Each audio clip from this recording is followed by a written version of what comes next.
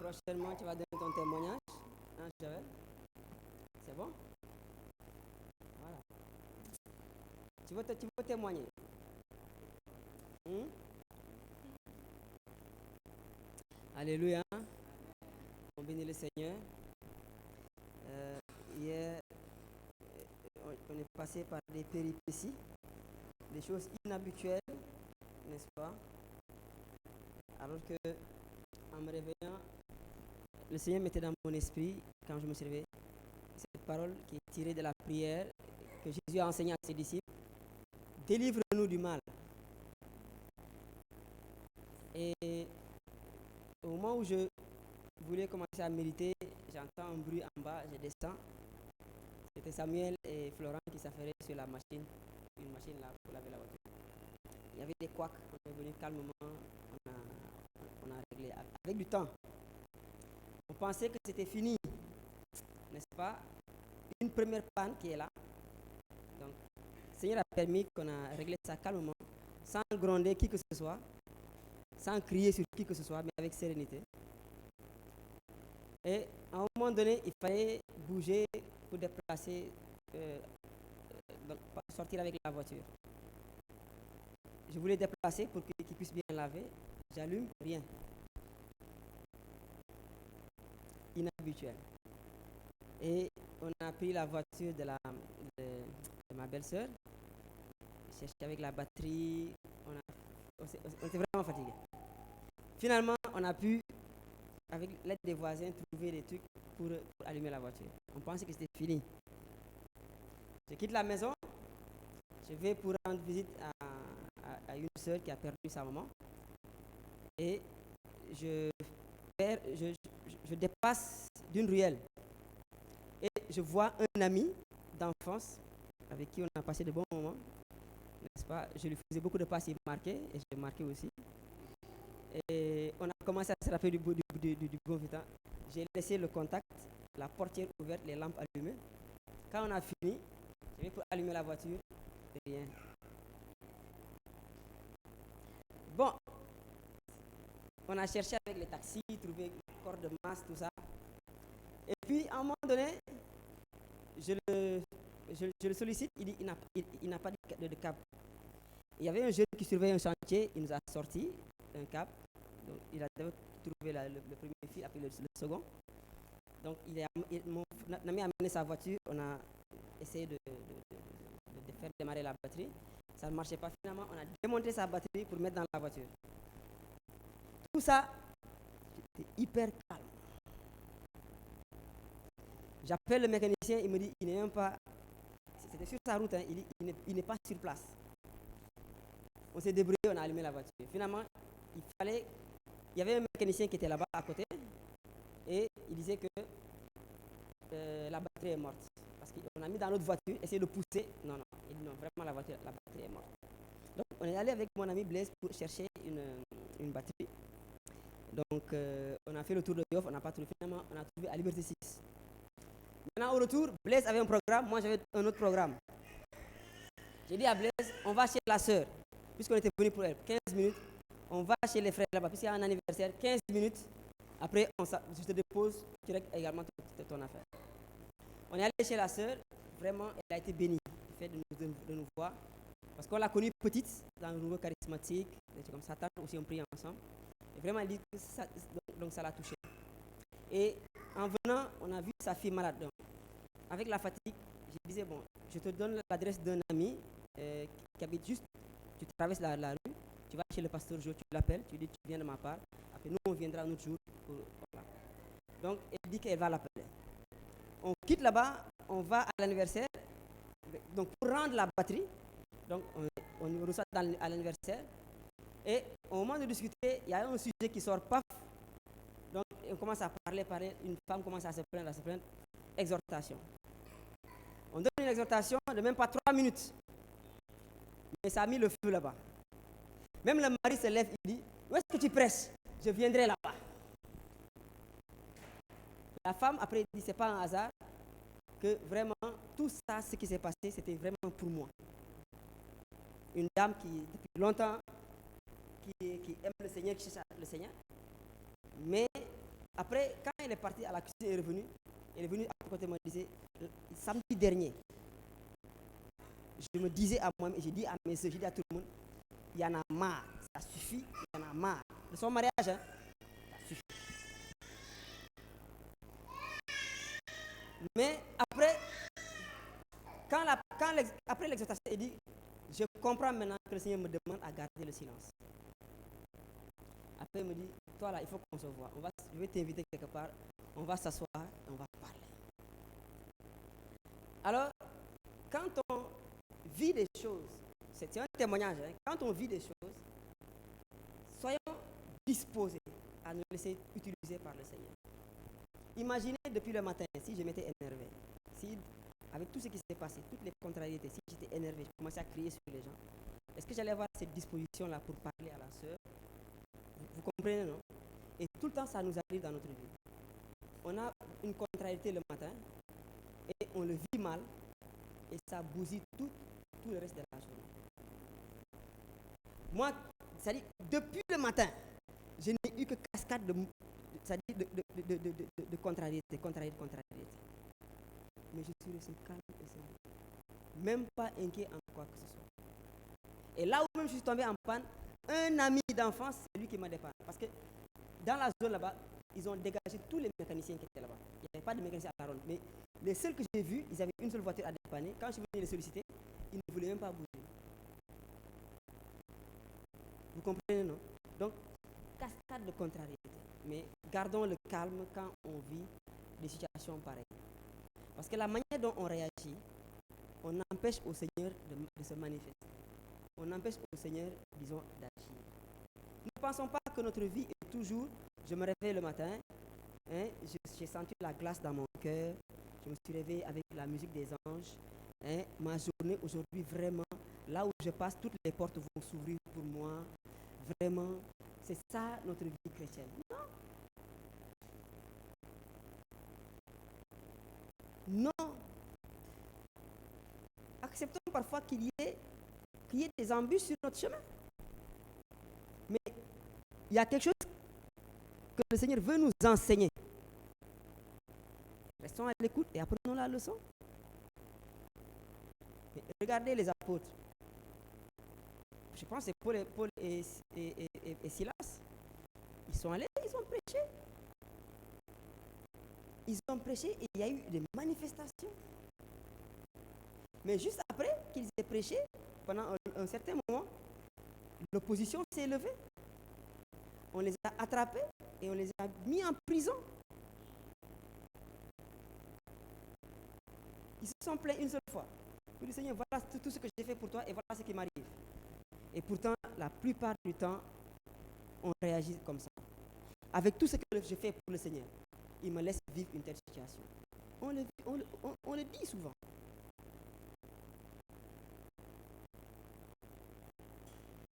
Peut-on comparer ce que nous faisons pour le Seigneur et ce que le Seigneur a fait pour nous? Est-ce qu'on peut le comparer? Est-ce qu'un jour, ou bien si j'accumule tout ce que j'ai fait pour le Seigneur, c'est plus valeureux que ce que le Seigneur a fait pour nous?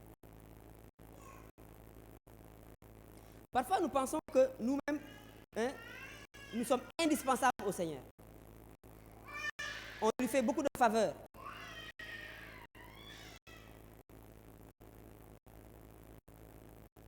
C'est comme si on se dit, le Seigneur est obligé de prendre soin de moi. Mais prendre soin de moi dans quel sens? Dans le sens où je le veux.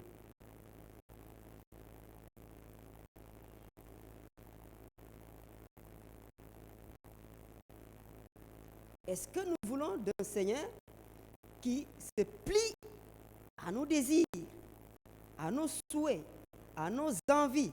Est-ce que c'est de ce Seigneur-là que nous voulons? Mais pourtant, c'est ce que nous lui imposons.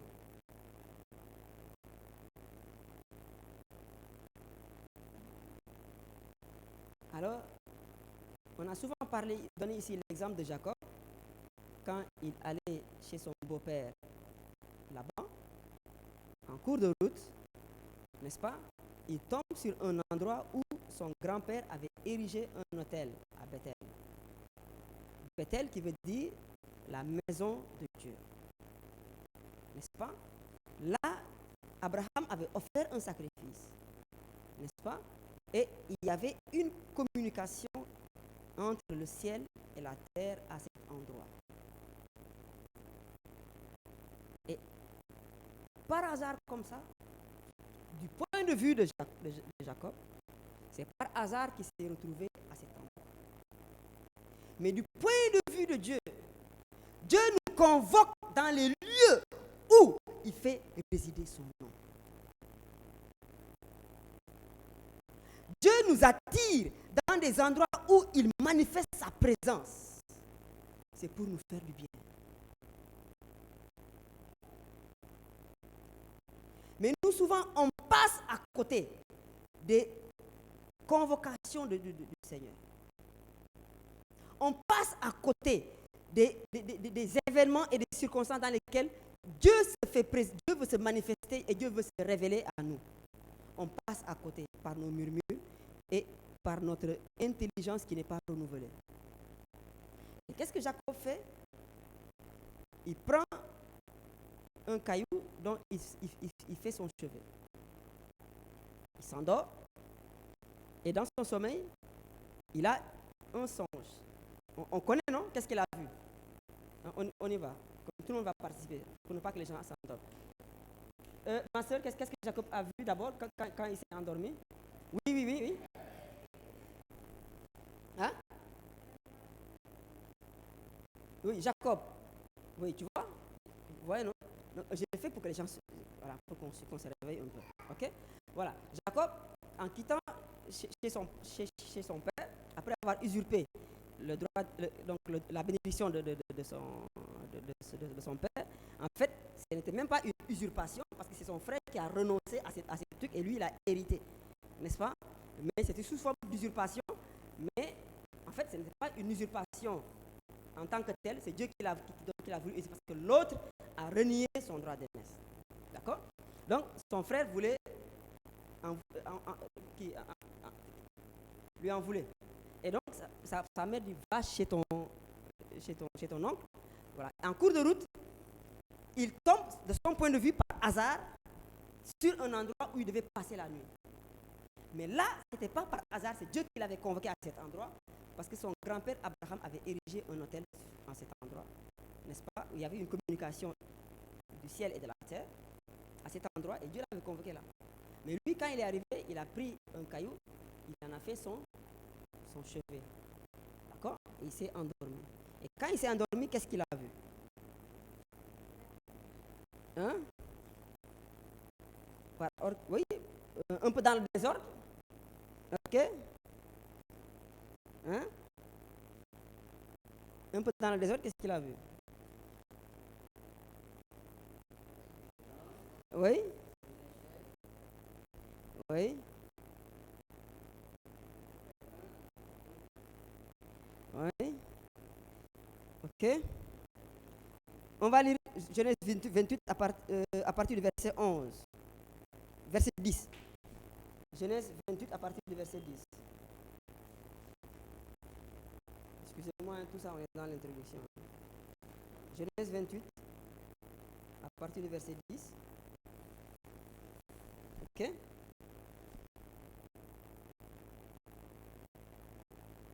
Verset 10 à 22. Quelqu'un va prendre la lecture? Nous lisons Genèse 28 à partir du verset 10. Jacob partit de Beersheba et s'en alla à Charan. Il arriva dans un lieu où il passa la nuit, car le soleil était couché. Il y prit une pierre dont il fit son chevet, et il se coucha dans ce lieu-là. Il eut un songe, et voici, une échelle était appuyée sur la terre, et son sommet touchait le ciel. Et voici, les anges de Dieu montaient et descendaient par cette échelle. Et voici, verset 13, l'Éternel se tenait au-dessus d'elle. Et il dit, je suis l'Éternel, le Dieu d'Abraham, ton père, et le Dieu d'Isaac. La terre sur laquelle tu es couché, je la donnerai à toi et à ta postérité. Ta postérité sera comme la poussière de la terre. Tu t'étendras à l'Occident et à l'Orient, au septentrion et au Midi, et toutes les familles de la terre seront bénies en toi et en ta postérité. Verset 15. Voici, je suis avec toi, je te garderai partout où tu iras, et je te ramènerai dans ce pays, car je ne t'abandonnerai point, que je n'ai exécuté ce que je te dis. Jacob s'éveilla de son sommeil et il dit, certainement l'Éternel est en ce lieu, et moi je ne le savais pas. Il eut peur et dit, que ce lieu est redoutable. C'est ici la maison de Dieu, c'est ici la porte des cieux. Verset 18. Et Jacob se leva de bon matin, il prit la pierre dont il avait fait son chevet, il la dressa pour monument, et il versa de l'huile sur son sommet. Il donna à ce lieu le nom de Bethel, mais la ville s'appelait auparavant Luz. Jacob fit un vœu en disant, si Dieu est avec moi et me garde pendant ce voyage que je ferai, s'il me donne du pain à manger et des habits pour me vêtir, verset 21, et si je retourne en paix à la maison de mon père, alors l'Éternel sera mon Dieu. Cette pierre que j'ai dressée pour monument sera la maison de Dieu, et je donnerai la dîme de tout ce que tu me donneras. Amen. Alléluia. Alors, on a parlé de Jacob, non? N'est-ce pas? Ma soeur, maintenant, je reviens pour dire qu'est-ce que Jacob a vu. Il a vu une échelle.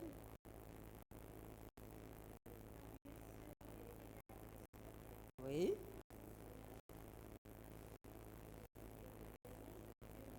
Non, et son sommet, quoi? Oui. Son sommet faisait quelque chose. Ah. Donc, l'échelle était appuyée où? Sur la terre. Et le sommet touchait le ciel. Après, il se passe quoi?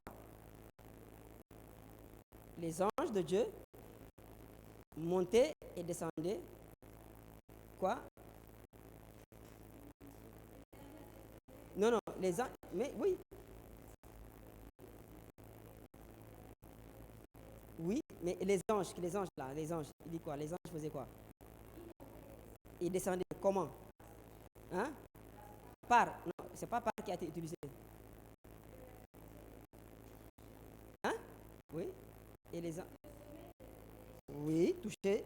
Oui. Par cette échelle. Oui, après? Au-dessus? L'Éternel se tenait au-dessus de l'échelle. D'accord? Ok. Après, qu'est-ce que Jacob dit?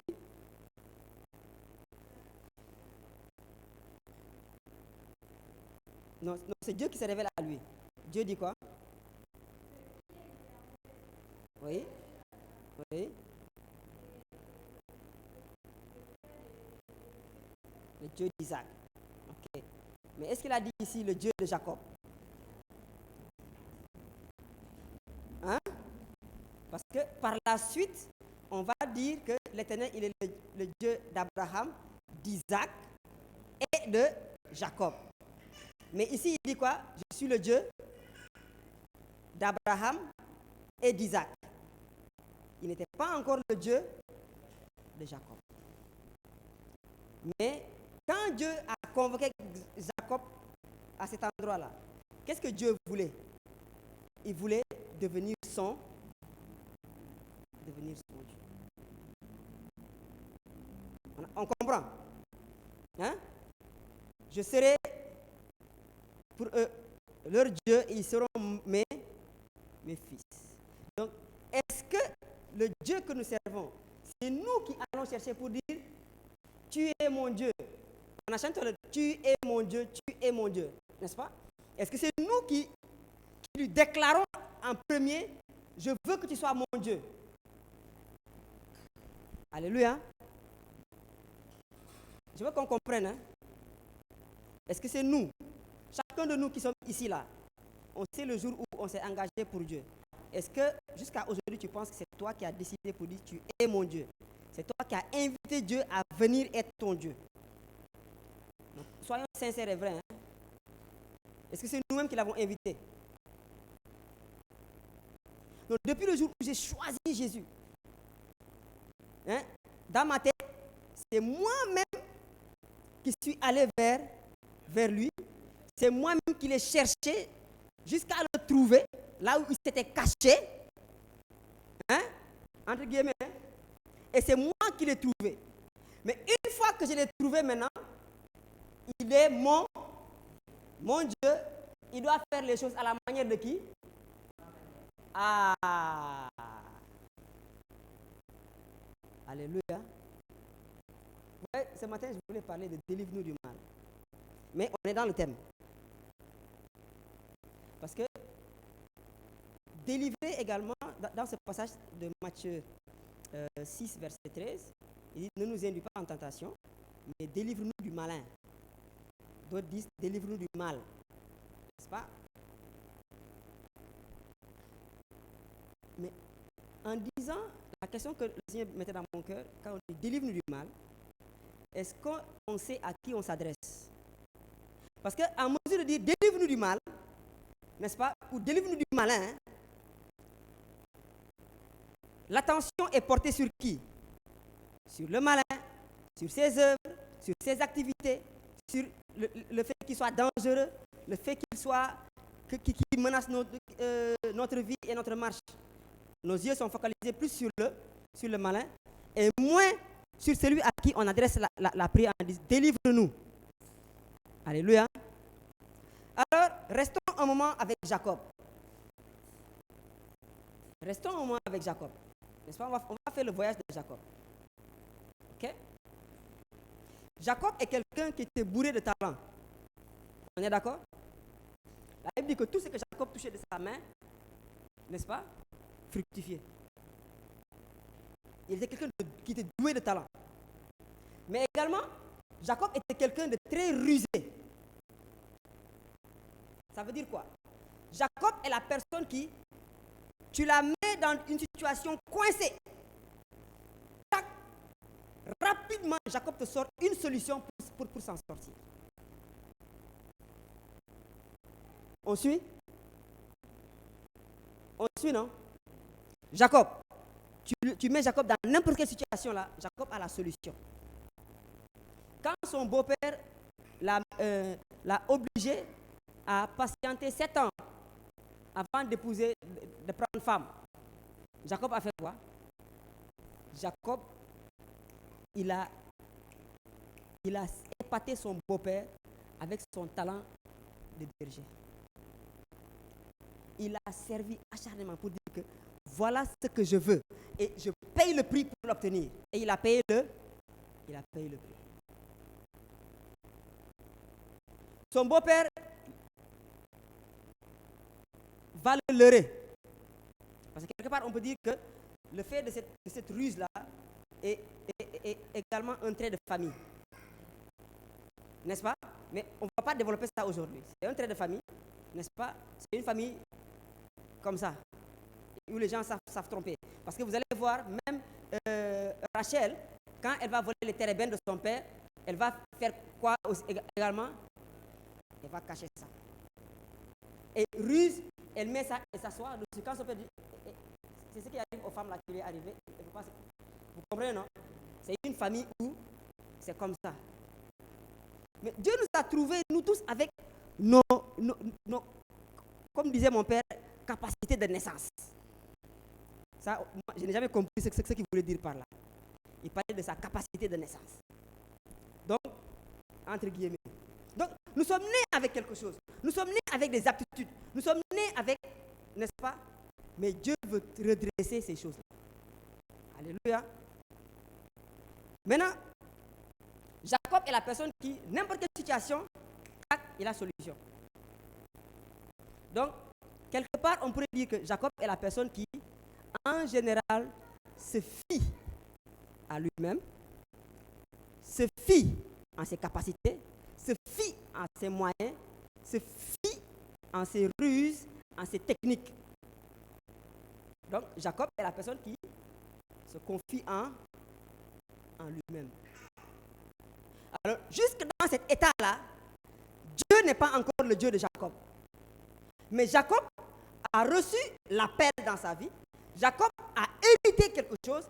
En fait, quand son papa l'a béni, son papa lui a transmis quoi? Son papa lui a légué l'héritage de l'Éternel. Que c'est lui qui devait continuer dans la famille avec le nom de l'Éternel. Est-ce qu'on comprend? Nous, chrétiens également, nous avons un héritage à porter. Le nom de chrétien, marcher avec Jésus, être ceux qui appartiennent à Christ. Alléluia. Mais on voit Jacob maintenant, il sera à Charan. Charan, c'est quoi? C'est la terre d'où son grand-père a quitté. Quitte la maison de ton père. Quitte ta parenté. Quitte et va dans le pays que je te montrerai. N'est-ce pas? C'est ce qui a été dit à Abraham, non? Va dans le pays que je te montrerai.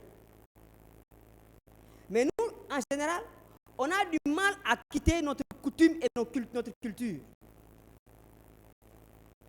On a un sérieux mal à quitter. On veut toujours avoir un pied ancré dans la tradition, dans les coutumes, dans nos origines. Alléluia. Et donc, de la même manière, quand Dieu, avant qu'il ne soit le Dieu d'Abraham, il lui a demandé de quitter. De la même manière, quand Dieu nous demande, il veut s'introduire dans notre vie pour être notre Dieu, il va nous demander de quitter quelque chose. Mais on va voir dans quoi Dieu a trouvé Jacob. Ça veut dire quoi? Dans ta marche chrétienne de tous les jours, ce n'est pas du premier jour où tu as tout compris, où tu es dans la volonté parfaite de Dieu. Non. Tu as besoin que dans ta marche, que Dieu chaque fois te délivre du mal. Il te délivre du malin. Il te délivre des aspects sur lesquels le malin encore a le contrôle. Alléluia. Alors, il arriva en un lieu où il passa la nuit. On peut parler un peu de la nuit. Hein? Parce que le soleil était couché. Ça veut dire quoi? Il n'y a plus la lumière qui éclaire. On ne peut plus bien voir, plus bien distinguer. N'est-ce pas? Et vous vous rappelez, c'est la nuit qu'on est venu arrêter Jésus. Et Jésus avait dit, c'est maintenant votre heure. C'est l'heure des ténèbres. D'accord? Et il prit donc une des pierres du lieu. Là-bas, il y avait des pierres. Il a pris une des pierres. Et on sait bien que avant, quand on dressait des autels, on utilisait des pierres qui n'étaient pas des pierres taillées. D'accord? On utilisait des pierres brutes qu'on assemblait pour former un autel. Il prit une des pierres du lieu où il se trouvait. Il connaissait rien de ce lieu-là. D'accord? Et il en fit son chevet et se coucha en ce lieu-là. Vous allez remarquer que ce lieu, Jacob va dire après, ce lieu est redoutable. Ce lieu est redoutable. À cause de qui? À cause des ténèbres? À cause de la présence de Dieu. Donc Jacob vient jusqu'au lieu où Dieu est présent et Jacob s'endort. Je veux qu'on ouvre un peu les yeux. Parfois, on est dans la présence de Dieu. On est dans là où Dieu nous convoque pour se manifester, mais nous, on ne le sait pas. Moi, je n'en savais rien. Dieu était là, mais moi, je ne le sais pas. Pourquoi? Parce que mon esprit n'est pas alerte. Mon esprit n'est pas éveillé. Parce que je suis endormi. On pourrait dire également, quand le chrétien, il ne voit plus très clair, il ne comprend plus, il a tendance à faire quoi? À s'endormir. Ne vous rappelez-vous pas, dans Matthieu, je crois Matthieu 26, quand ils étaient au jardin des Oliviers, Jésus a dit à ses disciples de veiller avec lui 1 heure. Ok? Ce qui s'est passé en ce moment-là, les disciples ne le comprenaient, ils ne le comprenaient pas. Et qu'est-ce qui s'est passé? Quelle était leur réaction? Ils sont endormis. J'aimerais qu'avant qu'on continue, qu'on dise seulement au Seigneur, Seigneur, réveille-moi de mon sommeil. Réveille-moi de mon sommeil. Toutes les fois où tu me convoques, où tu veux te manifester à moi, tu viens à moi et tu me trouves endormi. Seigneur, réveille-moi de mon sommeil.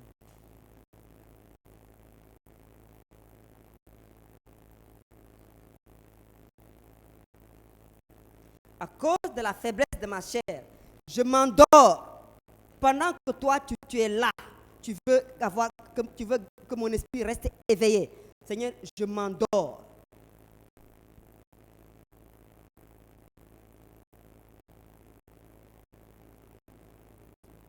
Et parfois, on dort tellement que, c'est-à-dire que on dort jusqu'à oublier même, jusqu'à perdre de vue, c'est-à-dire que la situation dans laquelle on se trouve. On a dit c'est un certain lieu. Il s'est endormi là. Mais pourtant, ne sommes-nous pas de ceux qui disent, Seigneur, je veux ta présence. Seigneur, je veux que tu te révèles à moi, que tu te manifestes. Mais à chaque fois, le Seigneur nous trouve comment? Endormis. Ô toi qui dors, réveille d'entre les morts.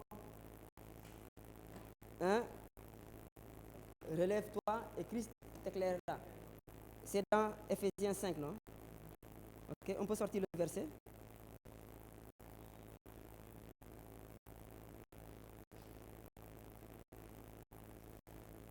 Ephésiens 5.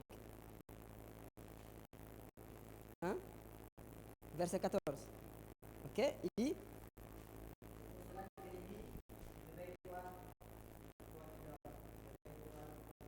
Relève. Alléluia. Alors, vous allez comprendre ici, toi qui dors, et on lui dit de se relever d'où? De son sommeil. Il se relève d'entre. Qu'est-ce que vous comprenez par là? Celui qui dort, il est mort spirituellement.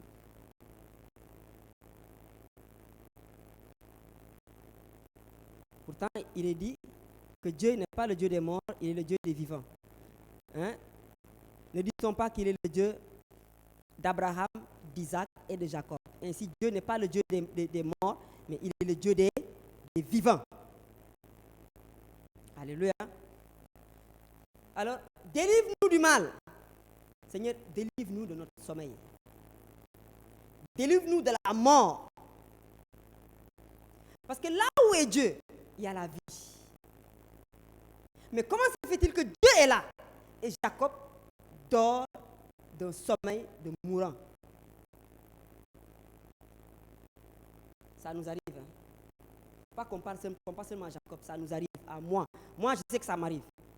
Vous, peut-être que vous êtes à un cran un peu plus élevé que Jacob et moi. N'est-ce pas? Peut-être que ça ne vous arrive jamais.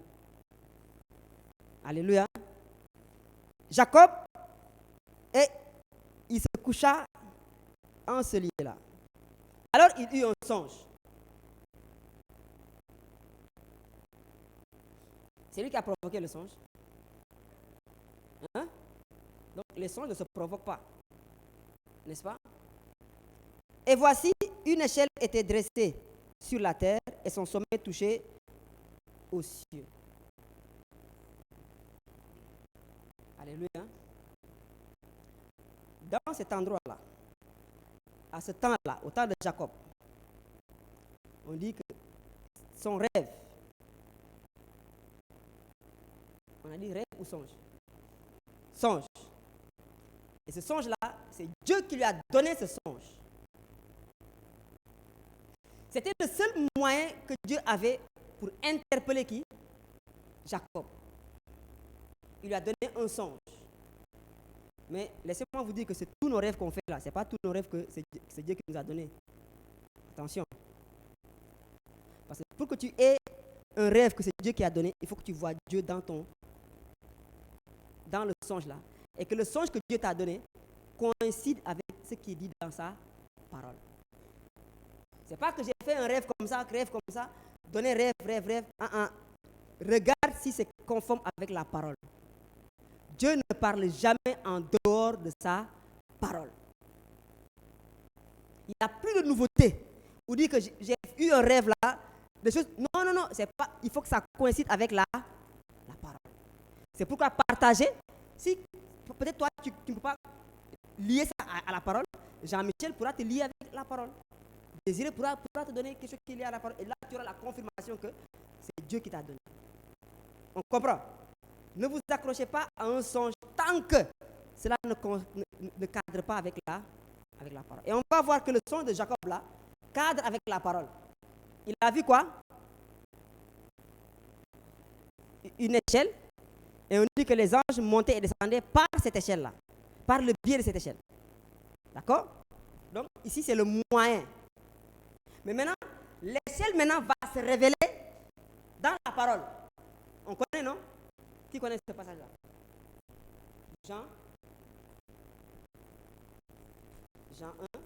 Vous connaissez, non? Vous ne connaissez pas le passage là qui correspond à tout? Jean 1.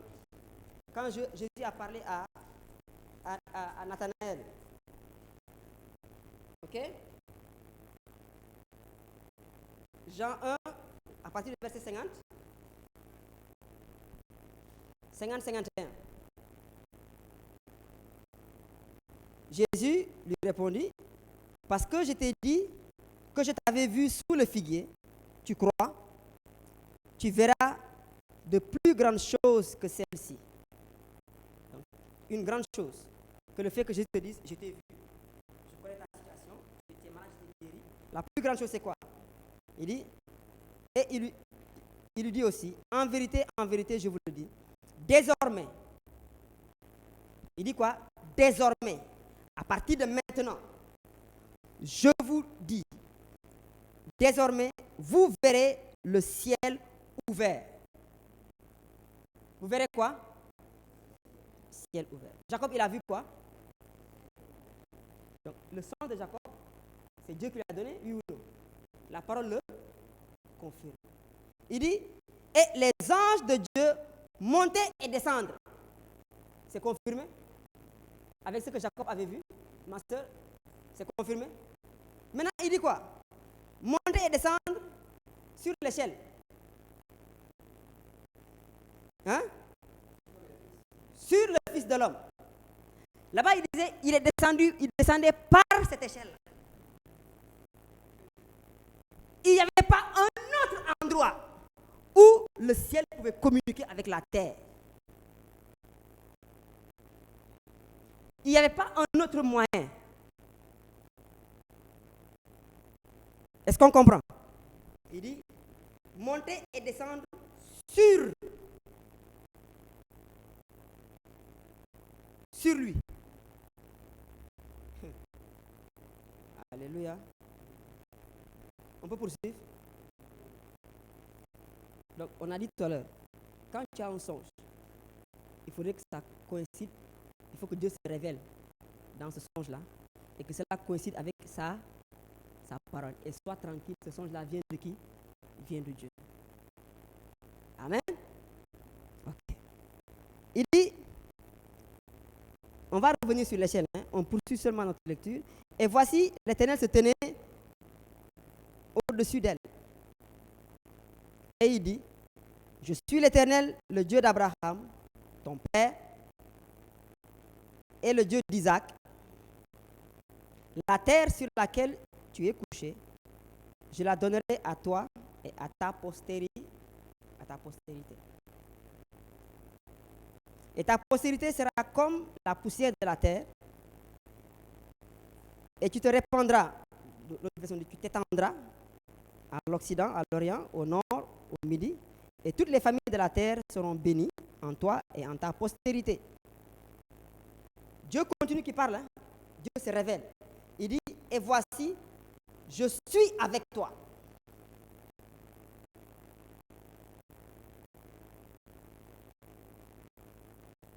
Quand Dieu dit je suis, il parle de quoi? Il parle de Christ, il parle de lui. N'est-ce pas?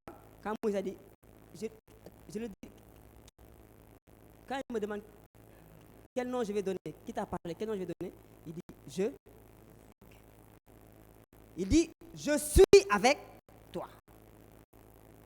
C'est pas ton père qui a dit, je suis avec toi. C'est pas ta mère qui a dit, je suis avec toi. Parce que même ta mère qui t'a mis au monde, là je parle maintenant aux femmes, qui pensent que quand ils n'ont plus les yeux sur les enfants, là, l'enfant n'est pas Dieu. Tu n'es pas Dieu. Alléluia.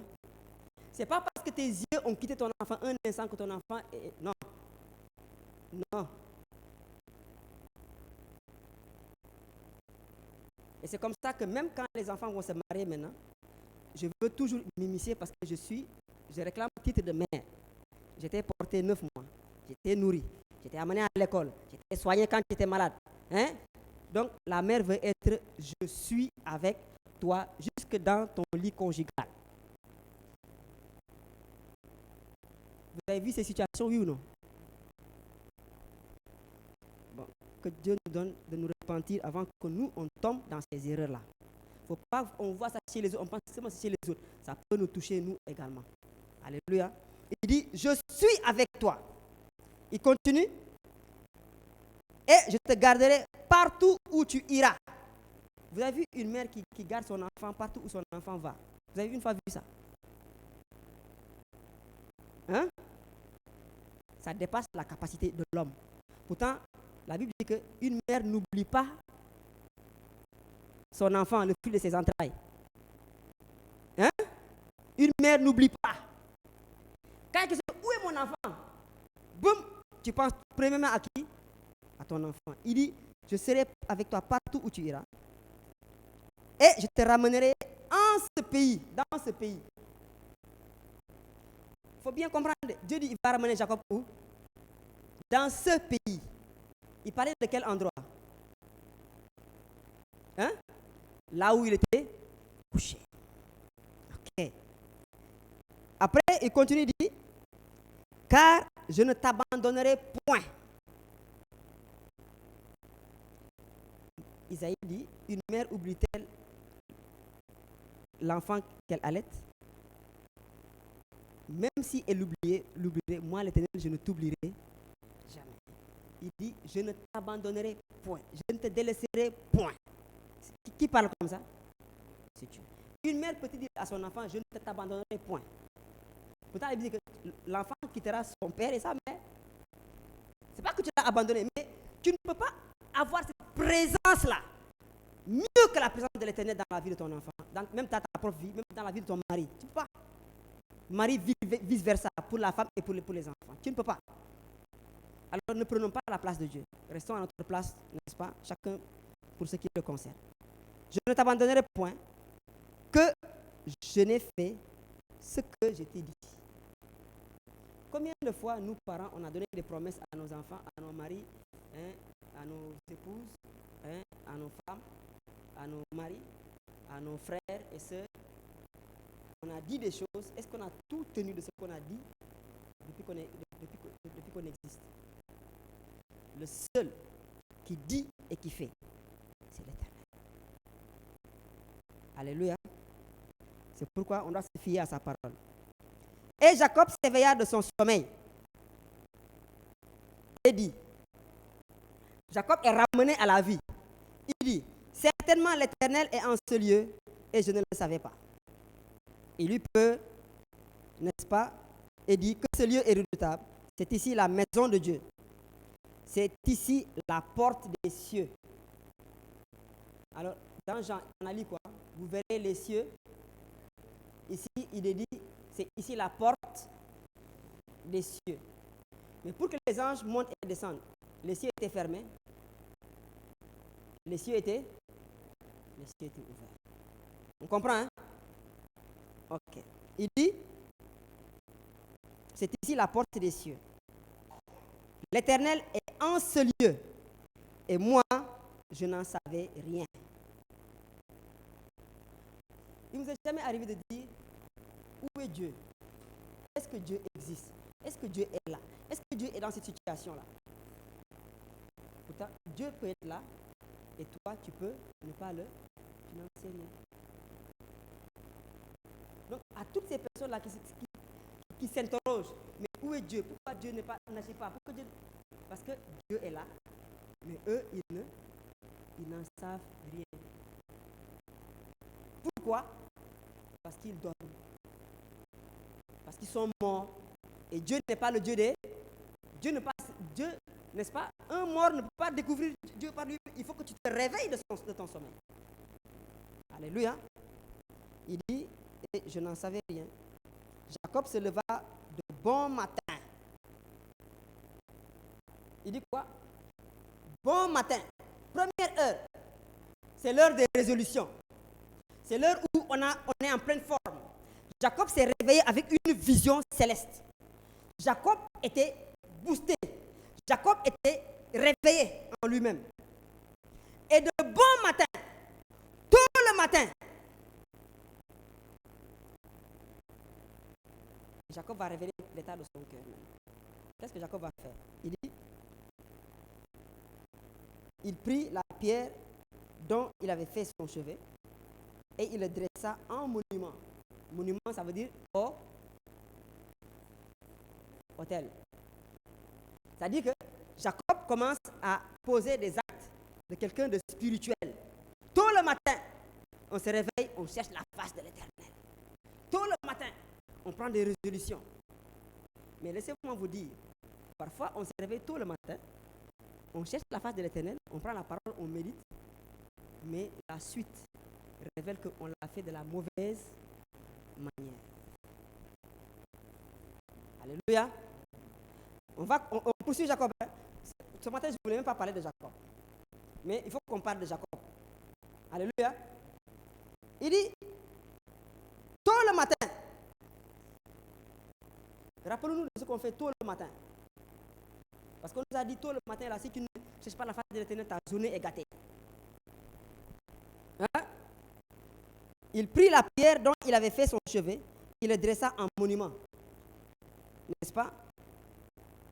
Et il versa de l'huile sur son sommet. Il consacre, c'est ce lieu-là. Il verse de l'huile.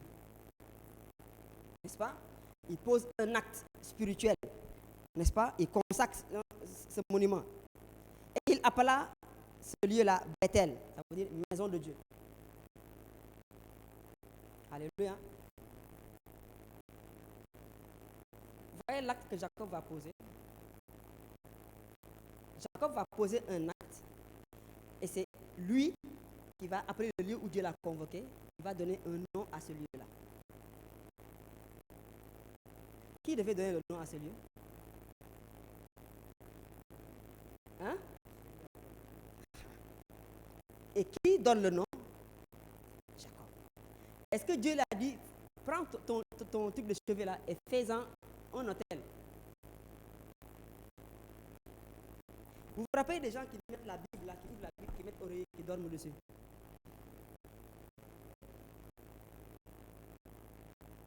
Donc, Jacob se dit, c'est pas un hasard si j'ai ramassé cette pierre-là.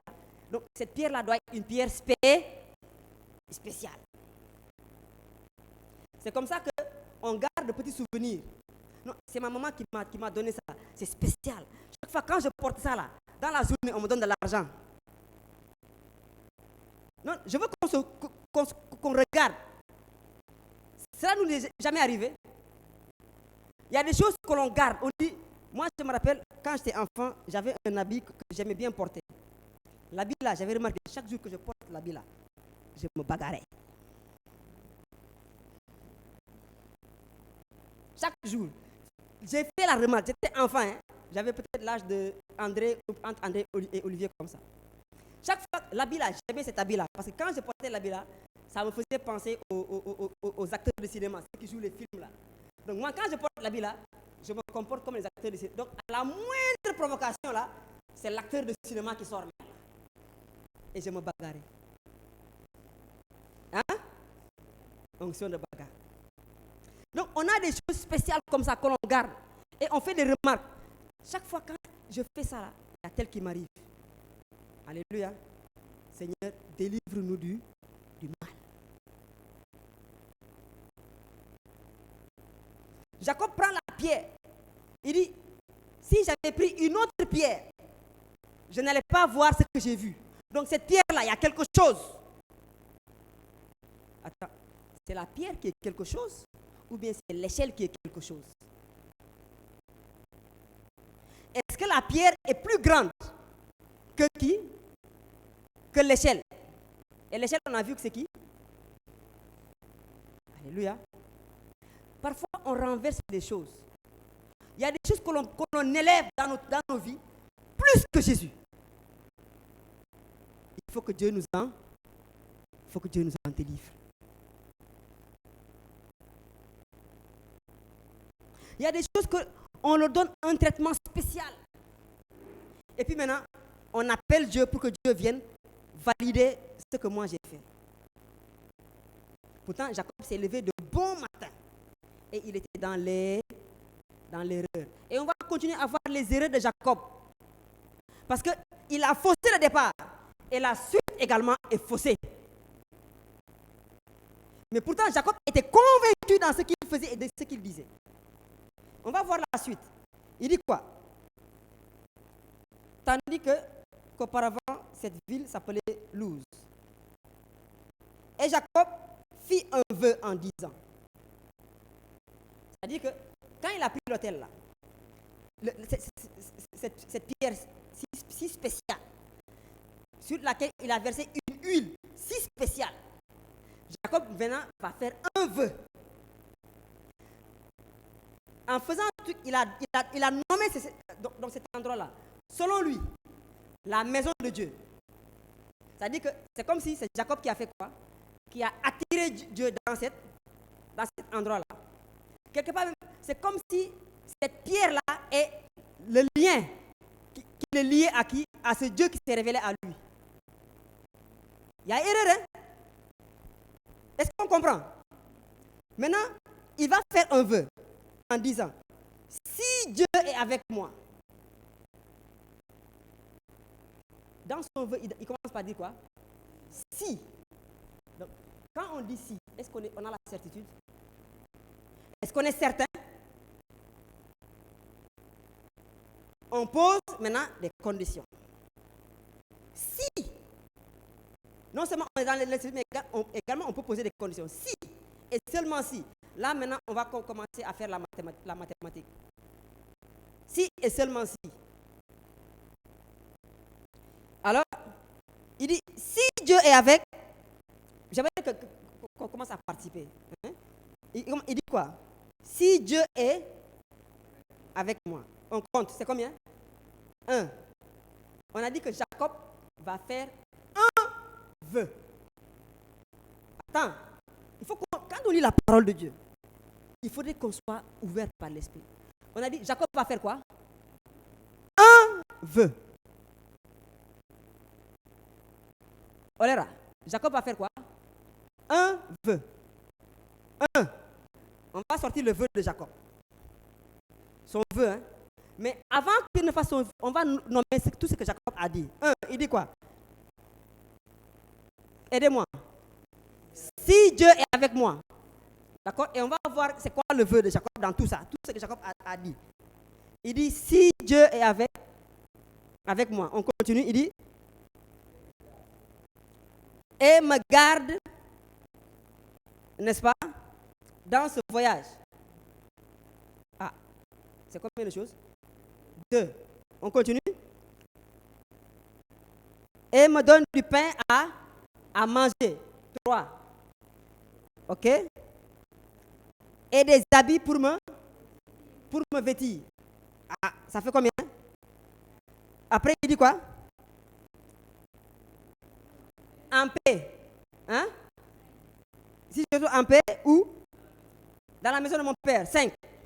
Ok? Après, il dit quoi? L'Éternel sera mon... Dans tout ça. 6. Alors l'Éternel sera mon Dieu. Et dimanche dernier, on a parlé de 6. L'enfant prodigue, Dieu se manifeste à lui en 6 choses. Mais il ne pouvait pas les recevoir. 6, c'est le chiffre de quoi? C'est le chiffre de... On a dit ça dimanche dernier ici. 6, c'est le chiffre de l'homme. Le fils prodigue, pour ceux qui n'étaient pas là, on va faire juste un petit rappel. Il revient pour dire, je vais retourner à la maison de mon père qui me traite comme l'un de ses mercenaires. Il dit quoi? Je dirais, j'ai péché contre le ciel et contre toi. Je ne suis plus digne d'être appelé ton fils. Traite-moi comme l'un de tes mercenaires. C'est ce qu'il avait dit dans sa tête. Il avait préparé ça, il vient. Au loin, son père le voit. Combien? 1. Il fait quoi? Son père est ému. Son père a compassion. N'est-ce pas? Il court vers lui. Il le serre. 5 contre. Il se jette à son cou et il le baisse. C'est pas une fois, hein, peut-être longuement. Le père fait ça à son fils. 6 choses. Et après tout ce que son père a fait, n'est-ce pas? Son fils sort maintenant son humanité. C'est-à-dire que tout ce que son père a fait là, n'a rien, il n'y a pas eu d'effet. Il dit, Père, j'ai péché contre le ciel. Il répète encore ce qu'il avait dit. Contre le ciel et contre toi. Je ne suis pas digne d'être appelé ton fils. Traite-moi comme l'un de tes. Donc, tout ce que Dieu a fait là, inutile. L'homme charnel ne reçoit pas les choses de Dieu. Il ne le peut même pas. Comprends? Après, le père va faire quoi? Il va s'adresser à ses serviteurs. Il ne s'adresse plus à l'homme, parce que l'homme ne peut recevoir. Il s'adresse à son serviteur. On a vu que le serviteur, c'est qui? C'est Jésus. Apportez la plus belle robe. C'est Jésus qui a été dévêtu. Bon, lancement, allez écouter le message sur YouTube. 6 choses, Jacob. Il dit, il va faire un vœu. Et il sort 6 choses. Et dans toutes ces choses-là, c'est quoi son vœu? Que Dieu, alors Dieu sera. Donc, il faut telle condition avant que tu sois mon Dieu. Ça veut dire quoi? Il faudrait que tu sois le Dieu qui va me laisser être homme avec mes désirs, avec mes envies, avec mes appétits. C'est moi qui te choisis, qui te donne les règles et les conditions pour que tu deviennes mon Dieu. Si tu veux être mon Dieu là, laisse-moi être un homme charnel. Ne me dérange pas dans ce que je suis. Voilà l'homme. Alléluia. Est-ce qu'on voit jusqu'à quel point c'est terrible? Comment Jacob dévie. Il donne des conditions à Dieu. Alors, tu seras mon Dieu. Si tu fais les choses comme moi, si tu réponds à mes désirs. Et tout ce que Jacob a désiré ici, on peut le voir. C'est-à-dire que, verset 15 dit quoi?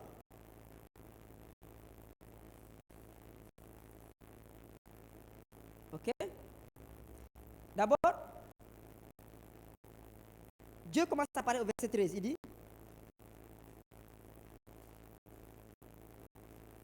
je suis l'Éternel, le Dieu d'Abraham, ton père, et d'Isaac. C'est-à-dire que je ne suis pas encore ton Dieu, mais je veux être ton Dieu. Il dit, la terre sur laquelle tu es couché, je la donnerai à toi et à ta postérité. C'est un héritage. Mais l'héritage, ce n'est pas la terre en quelque sorte. L'héritage d'abord c'est qui? C'est Dieu. Que je sois ton Dieu. C'est ça l'héritage numéro 1. Maintenant, ce qui découle de l'héritage maintenant, c'est de posséder la terre. Ce n'est pas l'inverse. Est-ce qu'on comprend? Voilà. Après, il dit, verset 15, et voici, je suis avec toi. Jacob va dire au verset 20 quoi? Si Dieu est avec, il a cru en ce que Dieu lui a dit. Il a cru à ce que Dieu lui a dit. Dieu a déclaré, je suis avec toi. Jacob dit, si Dieu est avec moi. Donc, est-ce que Jacob était vraiment réveillé? Dieu dit, je te garderai partout où tu iras. Jacob dit quoi? Si Dieu me garde dans ce voyage que je fais,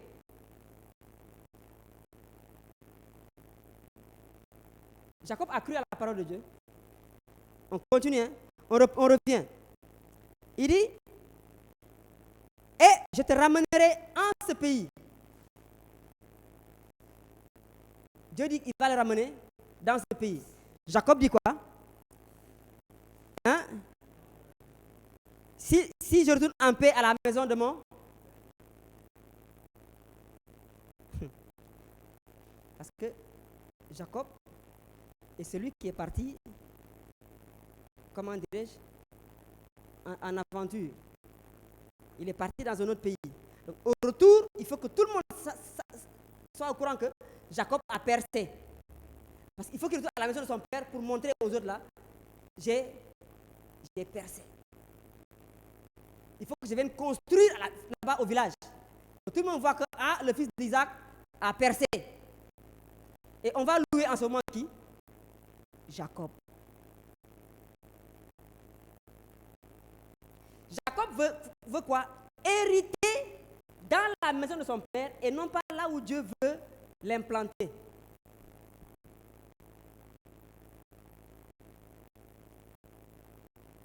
Verset 15 toujours. Car je ne t'abandonnerai point que je n'ai fait tout ce que je t'ai dit. Et Jacob dit quoi?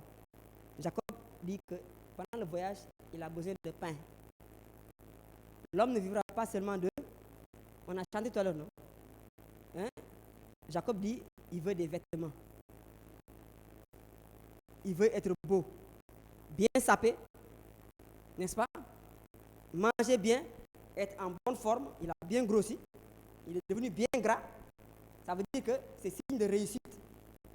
Parce que les gens comme moi, là, quand tu te mets quelque part là, surtout avec les vieilles mamans, mais regarde comment tu as maigri là, mais on ne prend pas soin de toi ou quoi? Assieds-toi, mange.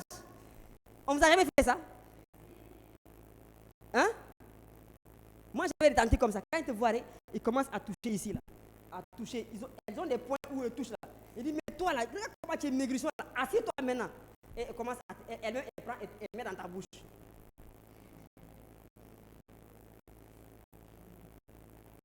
Qui a une fois vécu ça ici? Hein? Oui? Oui? Tu ne manges pas? Hein? Alors, Jacob pense qu'il faut qu'il mange bien, qu'il soit vêtu. Et tout ce que Jacob a dit là, il l'a adressé à quoi? C'était destiné à quoi? À quelle partie de son corps? À la chair. Ça veut dire que Jacob réclame un Dieu qui va satisfaire ses désirs charnels. C'est pourquoi l'évangélisation est difficile, parfois. Parce que les gens veulent rencontrer un Jésus, un Dieu qui va répondre à leurs besoins charnels. Et sans le savoir, certains chrétiens également tombent dans le piège et au lieu de présenter un Jésus-Christ qui nous sort de l'état charnel et nous fait de nous des fils d'esprit, on dit que Jésus va régler tous tes problèmes. Jésus va te donner un bon salaire. Jésus va te donner la plus belle des femmes. Jésus va te donner le plus beau des maris. Il va te faire habiter dans la plus belle maison. Jésus va te... C'est-à-dire qu'on donne un Jésus selon le désir des cœurs des hommes qui sont devant nous. Ce n'est pas Paul qui disait dans Thessaloniciens, il viendra des temps où, non, dans Timothée, les hommes rejetteront la saine doctrine et ayant la démangeaison d'entendre des choses agréables à leurs oreilles, ils se donneront une foule de docteurs selon leur propre désir. Le docteur qui dit des choses qui coïncident avec mes désirs charnels là, c'est lui mon homme de Dieu. Ah, cet homme-là. Non, cet homme-là. Hein? Voilà. Alléluia. il dit,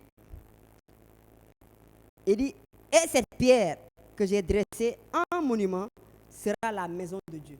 Aïe.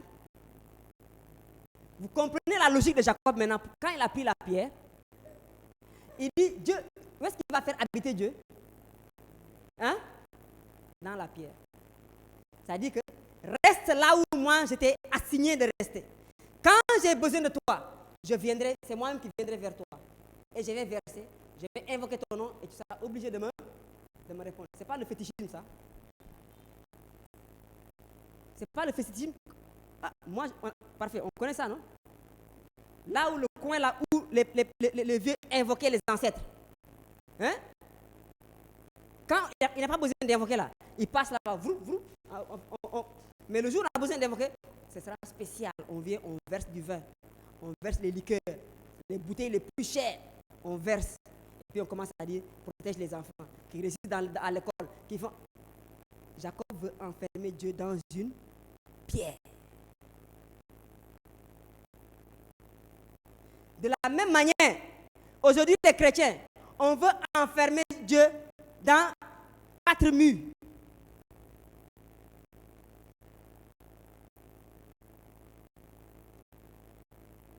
L'huile que Jacob a versée, c'est quelque chose de cher. On donne beaucoup d'argent pour construire 4 murs. Et on dit, ce lieu-là maintenant, c'est la maison de Dieu.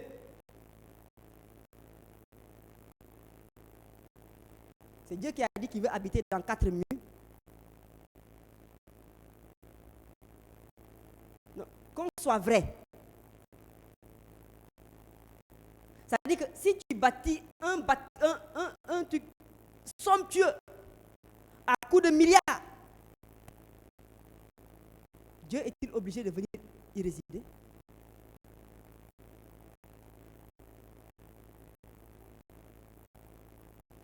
Attends, Dieu est-il obligé de venir résider quand tu te réveilles tôt le matin, venir te répondre parce que tu t'es réveillé tôt le matin? Est-ce à toi de fixer à Dieu les moments, le temps de rencontre?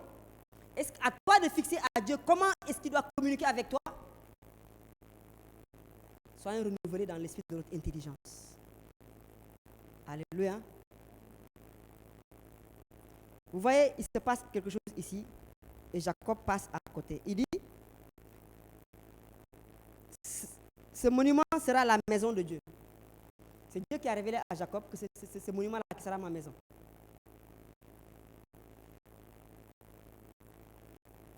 C'est Dieu qui a dit ça à Jacob. Il dit, et tout ce que tu m'accorderas,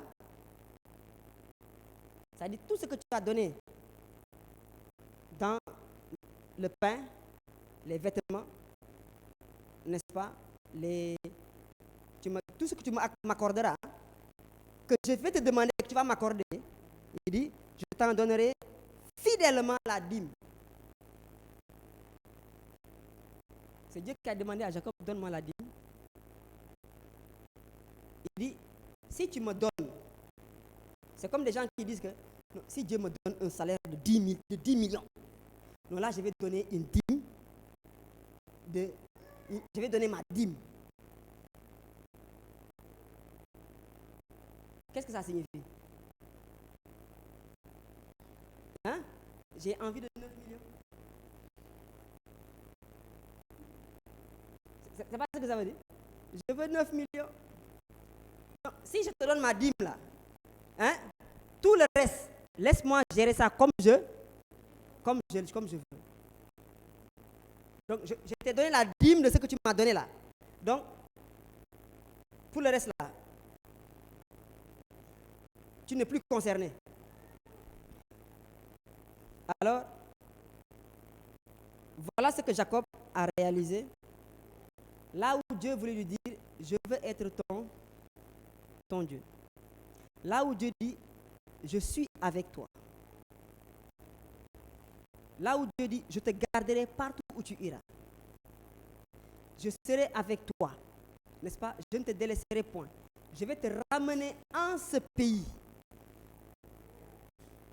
Jacob passe complètement à côté. Alors, et on va revenir sur l'échelle. Qu'est-ce qui est dit de l'échelle? Que remarquez-vous avec l'échelle? Les pieds de l'échelle étaient où? Hein? Toucher la terre. Et le sommet? Toucher le ciel.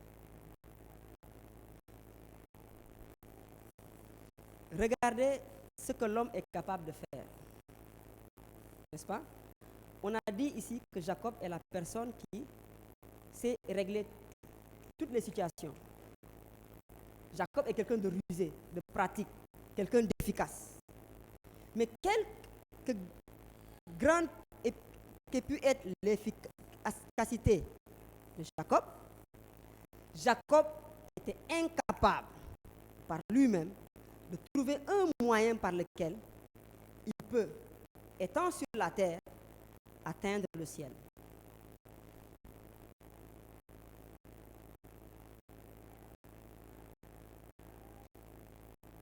Alléluia. Qui, par ses gymnastiques, peut faire la jonction entre le ciel et la terre?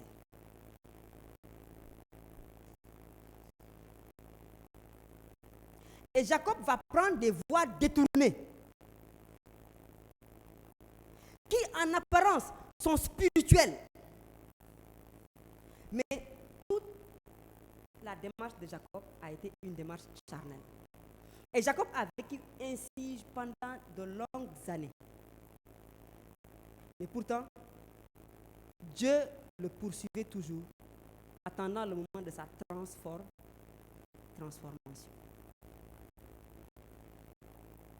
Alors, le Dieu qui nous délivre, il ne cesse de nous poursuivre dans chaque situation de notre vie, attendant le moment de notre véritable transformation. Le moment de notre véritable délivrance, où nous n'allons plus agir en homme charnel, nous n'allons plus marcher en homme charnel, mais nous allons marcher en homme brisé. Comme l'ange a frappé Jacob à l'emboîture de la hanche, et il marchait comme ça, il était devenu boiteux. C'est-à-dire, qu'est-ce qui est boiteux en Jacob? C'est sa vie charnelle qui a été brisée. Alléluia. L'échelle est là. Le lieu là, Jacob reconnaît que c'est un lieu redoutable. Dieu, il était au-dessus de l'échelle. Et Dieu voulait communiquer avec la terre. Et il avait mis, comment dirais-je, un intermédiaire entre lui et le ciel. Et dans cet endroit-là, il y avait une communication entre le céleste et le terrestre. Et Dieu, au-dessus de l'échelle, se révèle. Dieu se révèle. Ça veut dire quoi? Dieu veut se révéler à la terre. Dieu veut se révéler à la terre.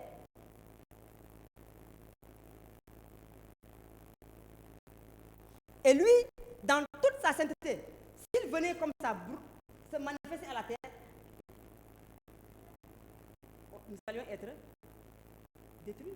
On ne peut voir Dieu et vivre à cause de notre état de péché. On ne peut pas supporter la sainteté de Dieu. Mais Dieu désire se révéler. Et il dit, il n'y a pas un autre moyen par lequel je peux me communiquer à l'homme et l'homme peut me recevoir. Donc, il y avait une communication, il y avait un trafic dans cet endroit-là. Et ce trafic-là était sous les ordres de l'Éternel, sous son regard. Parce qu'aucun ange ne pouvait oser descendre sur la terre s'il n'est pas envoyé.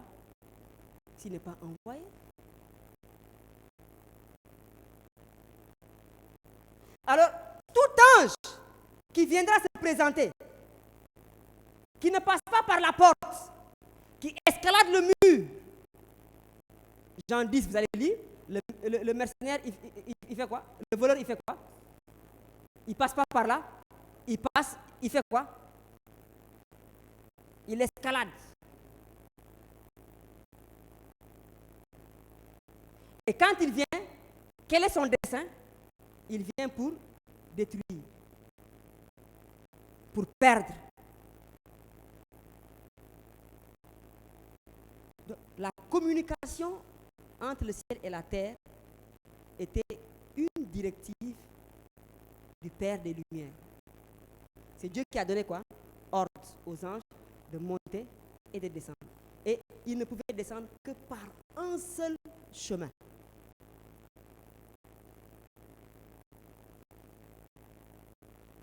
Est-ce qu'on comprend? Les anges ne pouvaient pas descendre par un autre moyen. Et ici, on parle de quoi? Les anges faisaient quoi? Ils montaient, ils descendaient. On parle d'une montée et d'une descente. Mais les autres anges qui sont venus par un autre chemin, leur descente s'appelle comment? Vous comprenez maintenant? Il y a une différence entre chute, précipitation et descente. Parce que la chute intervient contre ma volonté. La chute intervient contre ma volonté. Et celui qui a chuté, n'est-ce pas? Il a mal, non? Il cherche où se vend. Ne pouvant pas atteindre la femme, il a fait la guerre au reste de sa postérité. Donc quand il vient par un autre chemin, il vient en paix ou bien il vient pour faire la guerre. Et quel est son but en faisant la guerre?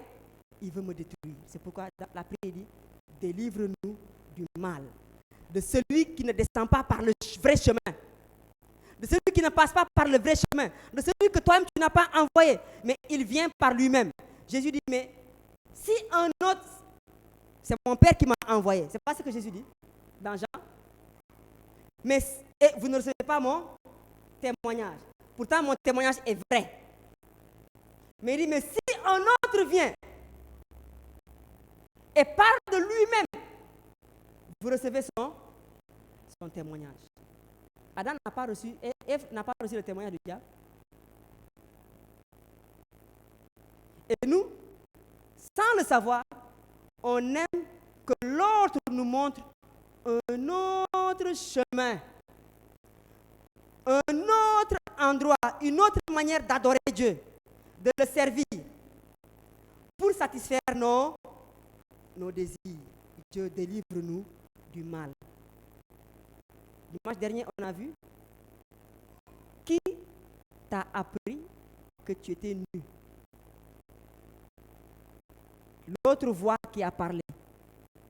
L'autre voix qui a parlé. Jacob ici, en étant un être charnel, il n'a pas suivi l'échelle. Il a suivi une autre voie. Pourquoi est-ce que Dieu veut nous débarrasser de la chair? Parce que la chair est prompte à écouter une autre voix.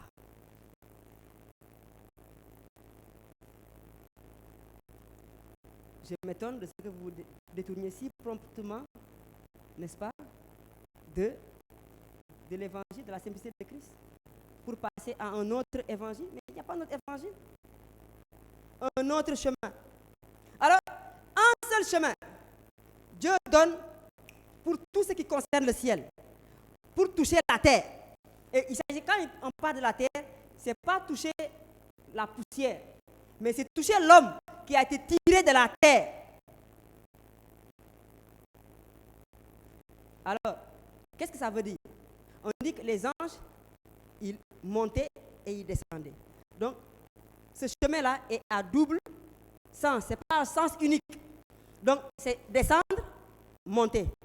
Monter et descendre. Ça veut dire quoi? Si les anges, Dieu les appelle à faire quoi? À descendre et à monter par l'échelle. Et l'échelle est fixée où? Sur la terre. Ça veut dire quoi? Moi qui suis sur la terre, par où je dois passer pour atteindre, pour rejoindre Dieu? Par l'échelle. Délivre-moi du malin. Délivre-moi des ruses du malin qui veut me détourner et me faire passer par un autre chemin. Qui est le chemin de la perdition. Le chemin de la perdition. Nul ne peut aller au Père sans passer par Jean 14. Je crois que c'est le verset 6. Je suis le chemin, la vérité et la vie. Nul ne peut aller au Père sans passer par moi. Alors, Dieu qui se révèle, n'est-ce pas? Il révèle qu'il est le Dieu des vivants, qu'il est le vrai Dieu. Mais pour l'atteindre, il y a un passage obligé.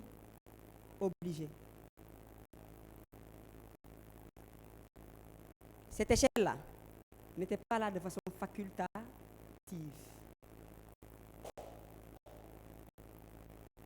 Alors, quand on vous dit toutes les religions convergent, tous les chemins mènent. Non. Ouais, tous les chemins peuvent mener à Rome. Tous les chemins peuvent mener à Rome. Mais tous les chemins ne mènent pas à Dieu.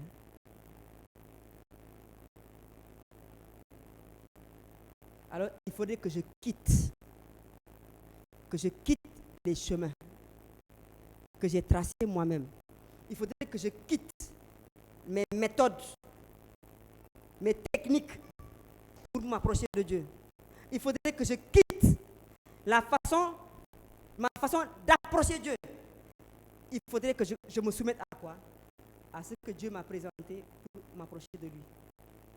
Alléluia. Est-ce que vous pensez que c'est impossible que Jésus a dit, vous verrez les anges de Dieu monter et descendre sur le Fils de l'homme? Maintenant, la question que je vais poser et que j'aimerais que vous me répondiez, sincèrement, croyez-vous que Dieu a ouvert ce chemin-là jusque pour les anges? Hein? Prouvez-le-moi dans la parole. Donnez-moi 2 passages qui montrent qu'il n'a pas ouvert juste pour les anges. J'ai déjà donné un passage. Nul ne peut aller au Père sans passer par moi. Il ne faut pas me répéter ça encore. Ce n'est pas à des anges qui viennent en aide dans Hébreux 2. Oui.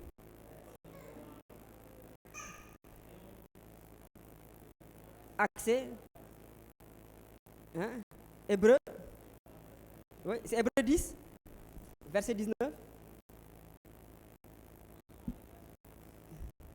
Nous approchons du trône de la grâce. Du trône de la grâce. Oui, ça c'est dans Hébreux 4, verset 15, je crois. Ok? Hébreux 4, 15. Hein? 10, 22, oui. Nous avons un libre accès dans le sanctuaire. Par la route nouvelle. Hein? Hébreux 10, 19, lis.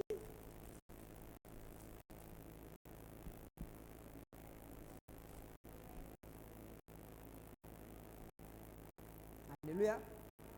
Nouvelle. Au travers du voile de sa chair. Alléluia.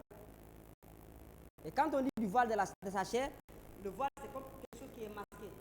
L'échelle de Jacob également était une image qui était masquée. C'est-à-dire que ça révèle l'humanité de Jésus, n'est-ce pas? Et sa divinité.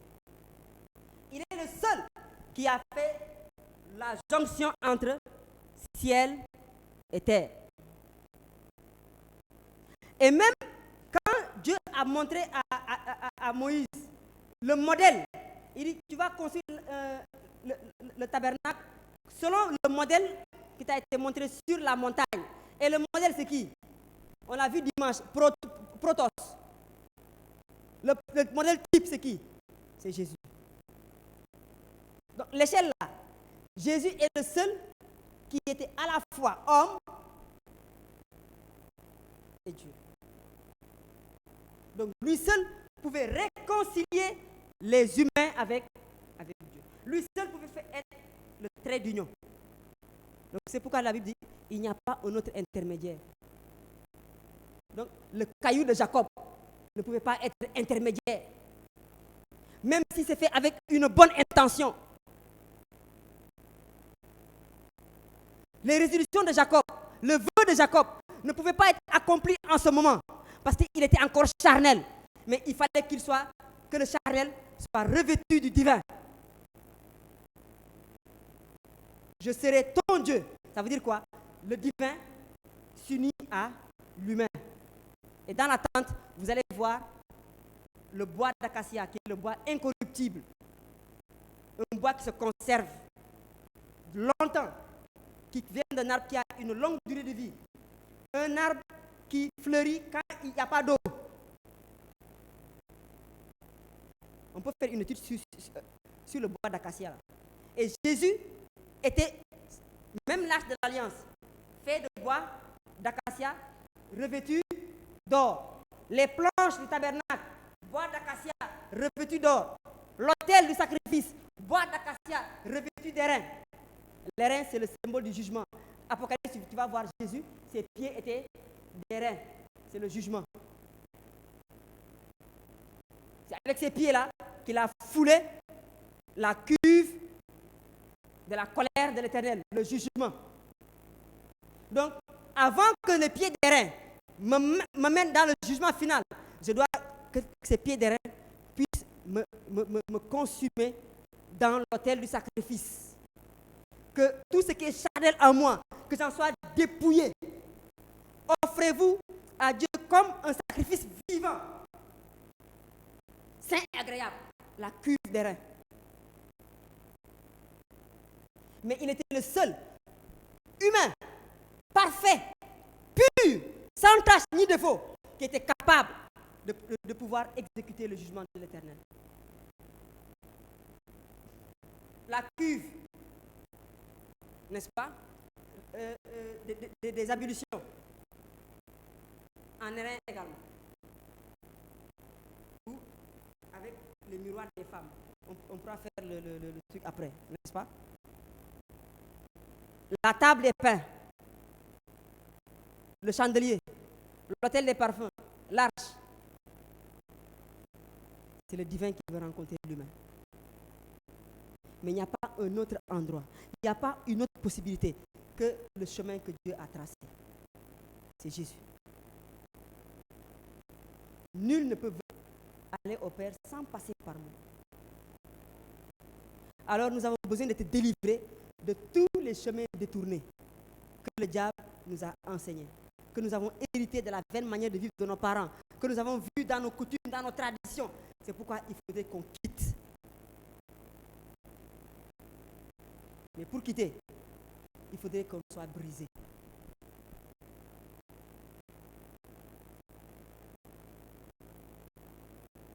Dieu n'est pas le Dieu selon mon cœur. Parce que si Dieu est selon mon cœur, donc le Dieu que je sers sera différent du Dieu que Abraham sert.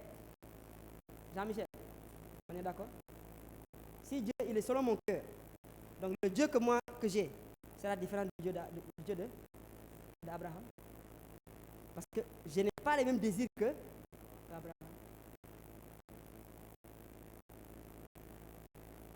Ça c'est comment? Bertha. Bertha, est-ce qu'on a les mêmes désirs? Est-ce que toi, tu répètes souvent les mêmes désirs que Jacob? Si Dieu est avec moi, s'il me garde dans mon voyage, s'il me donne du pain, s'il me ramène au pays avec beaucoup de diplômes, alors il sera mon Dieu. Est-ce que tu te retrouves dans ces désirs-là? Oui, mais tu as d'autres désirs aussi. Autrefois, tu avais d'autres désirs qui ne correspondent pas à ça. C'est-à-dire que si autrefois, tu pouvais avoir d'autres désirs différents de ce que Jacob dit ici. N'est-ce pas? Donc, ton Dieu avec le Dieu de Jacob ne sera pas le même Dieu. N'est-ce pas? Chacun de nous, on a nos propres désirs. Mais Dieu, il est quoi? Il est le seul Dieu. Donc ça veut dire quoi? Il faudrait que nous mourions à nos désirs, que nous mourions à nous-mêmes et que Dieu nous ramène à la vie. Il faudrait qu'on passe de la mort à la vie.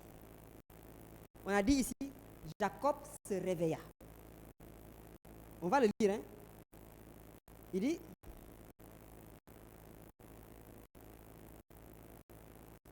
verset 16, hein?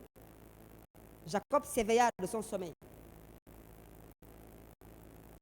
Il y a une différence entre Jacob s'est réveillé et Dieu a réveillé Jacob. On est d'accord? Il y a une différence entre Jacob est réveillé et Dieu qui a réveillé Jacob. Maintenant, nous tous qui sommes ici assis, chaque jour, on sait l'heure à laquelle on dort et on a fixé des heures pour nous réveiller. N'est-ce pas? Moi, je me rappelle, il fut un temps, quand on était charismatique, là, on disait il faut prier Dieu dans les moindres détails. Et on avait cette expérience-là pour dire Dieu, réveille-moi à 6h10. À 6h10, bang, tu te réveilles. Tu dis oh, Dieu m'a réveillé. Après, tu t'es réveillé à cette heure-là. La journée, tu as fait quoi? Et on venait se glorifier en témoignage. Mais c'est vrai. J'ai dit, Dieu, réveille-moi à telle heure. Il m'a réveillé à telle heure. Pour démontrer aux gens là qu'on est spécial, quoi. Laissez-moi vous dire, chaque matin, tu n'as pas besoin de dire Dieu réveille-moi. Tu mets réveil de ton téléphone. Le téléphone réveil va te réveiller.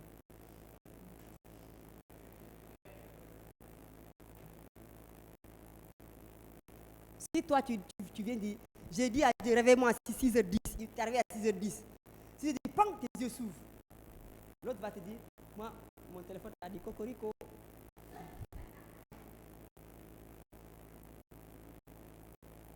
C'est-à-dire, c'est pas, tu ne vas pas l'éblouir. Alléluia. Mais Dieu nous a réveillés d'un sommeil. Dieu nous a réveillés d'un sommeil. Et le réveil de Dieu là, ce n'est pas le réveil où je me suis endormi, je me suis réveillé. Il dit que ceux qui sont en Christ, ils sont passés de la mort à la vie. Et le réveil que Dieu nous donne, ce n'est plus pour qu'on s'endort à nouveau. Il est dit dans Romains 6, Christ ressuscité des morts ne meurt plus. Et la Bible dit que nous avons été ressuscités, il nous a ressuscités ensemble avec Christ. C'est pour ne plus que nous soyons endormis. Dieu nous réveille du réveil de la résurrection. Il nous fait passer de la mort avec Christ à la résurrection avec Christ. Voilà le réveil de Dieu. Et quand Dieu se réveille de la sorte là, tu te réveilles avec un esprit transformé, renouvelé. En ce moment-là, Dieu dit que certainement, tu es mon enfant et je suis ton Dieu. Vous allez lire Romains 8. Celui qui n'a pas l'esprit de Dieu ne lui appartient pas. Alors, Dieu voulait être le Dieu de Jacob, mais Dieu ne viendra jamais être ton Dieu pendant que tu es encore un homme ou une femme charnelle. Il faut qu'il te fasse passer de la mort à la vie. Il faut qu'il te fasse passer de la mort dans laquelle celui qui a escaladé le mur veut te maintenir, mais lui, il veut t'amener là où il y a des verts pâturages pour te rassasier maintenant.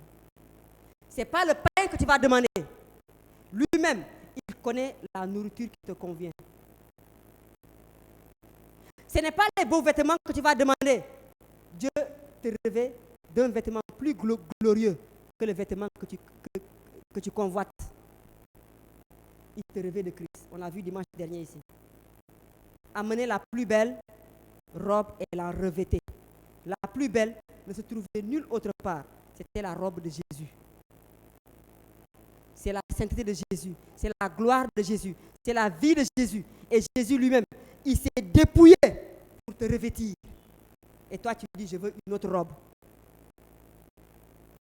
Dieu dit, je t'amènerai dans ce pays, là où je me révèle, là où je suis avec toi, là où je suis ton Dieu, là où moi-même, j'ai le contrôle, là où j'ai mis le trait d'union à l'échelle pour que tu me rencontres. Et nous, on dit, non, Dieu, amène-moi aux États-Unis. Après, amène-moi au Canada. Après, ramène-moi au Sénégal et je construis mon château. Tout à l'heure, on a parlé du retour de Jésus. Il viendra nous chercher pour nous amener dans le véritable pays. Est-ce que nos cœurs désirent, soupirent après ce pays-là? Est-ce qu'on connaît le chemin par lequel passer pour entrer dans ce pays? De la même manière que nous l'avons vu monter, nous le verrons descendre et nous irons à sa rencontre dans les airs. C'est lequel Dieu que tu veux? Le Dieu des vivants ou bien le Dieu de ton état de sommeil? Veux-tu qu'ils disent, je suis le Dieu de Bertha, je suis le Dieu de Jean-Michel, je suis le Dieu de Madeleine, je suis le Dieu de Alex? Ne te contente pas pour dire mon Dieu. Jacob a dit, alors tu seras mon Dieu. Ce n'est pas suffisant. Il faut que Dieu se déclare, je suis ton Dieu. Il faut que Dieu lui-même déclare, je suis ton Dieu. Il faut que Dieu lui-même déclare à celui qui saute le mur, je suis le Dieu de parfait. Alors celui qui saute le mur passera par un autre chemin. Il ne va jamais s'approcher de toi. Alléluia. Vous voulez que je vous montre le verset? Hein? On va aller 1 Jean 5.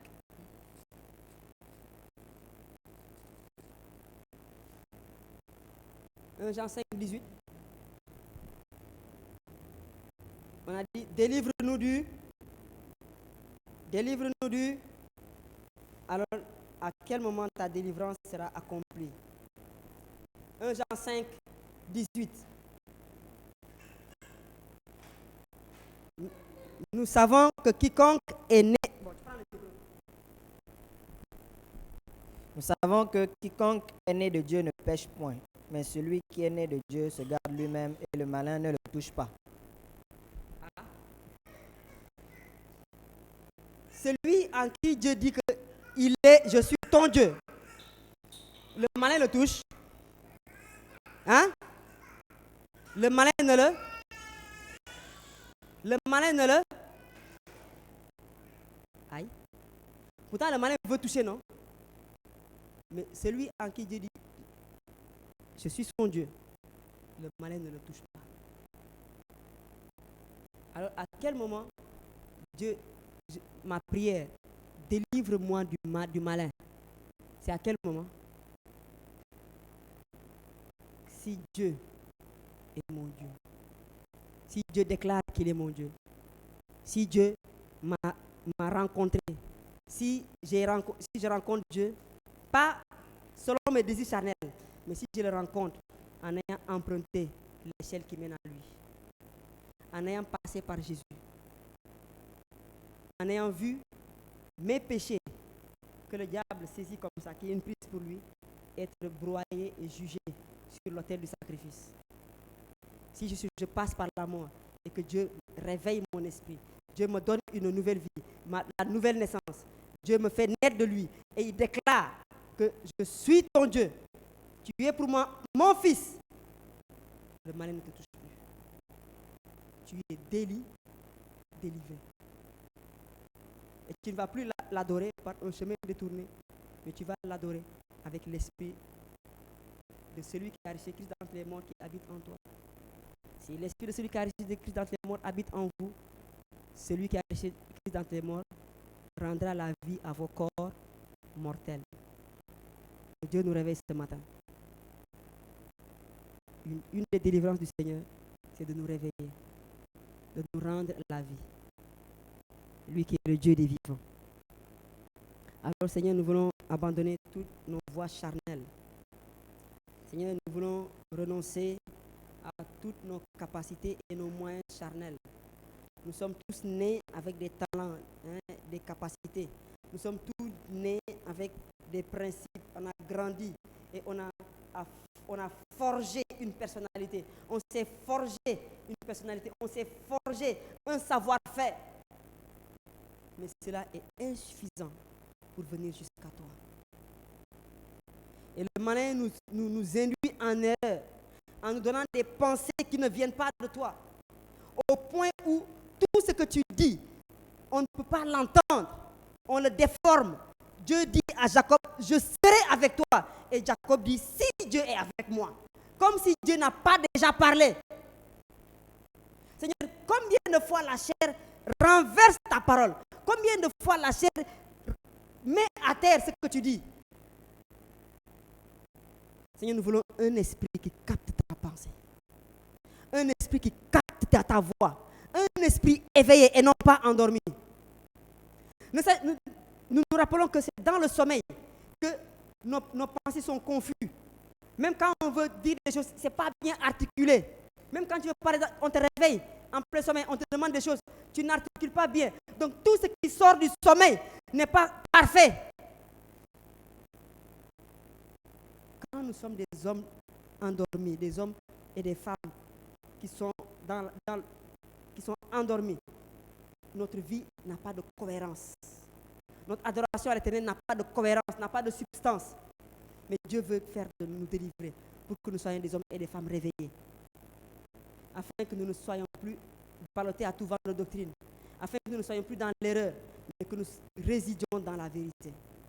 Car seule sa parole est vérité. La parole de Dieu ne sera plus déformée. Dieu parle, Jacob déforme, l'homme déforme la parole. Dieu parle et l'homme déforme la parole. Seigneur, brise-nous ce matin. Seigneur, réveille-nous de notre sommeil. Seigneur, nous sommes endormis. Relève-nous d'entre les morts et que Christ nous éclaire. Seigneur, que nous ne passions plus par un autre chemin que par Christ. Seigneur, il y a un seul chemin qui a été frayé. C'est Christ, homme. Christ crucifié. Christ enseveli. Christ glorifié dans sa résurrection. Seigneur, c'est le chemin par lequel tu veux que nous marchions. Pour nous faire naître à ta vie. Pour nous ramener à la vie. Seigneur, réveille ce matin nos esprits. Père, délivre-nous du malin. Et réveille-nous à ta vie.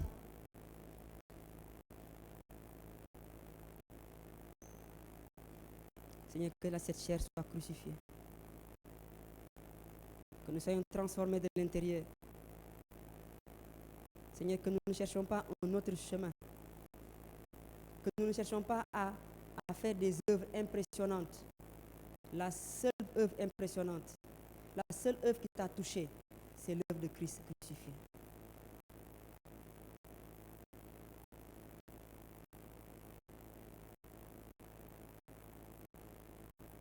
Christ a promis d'être avec nous.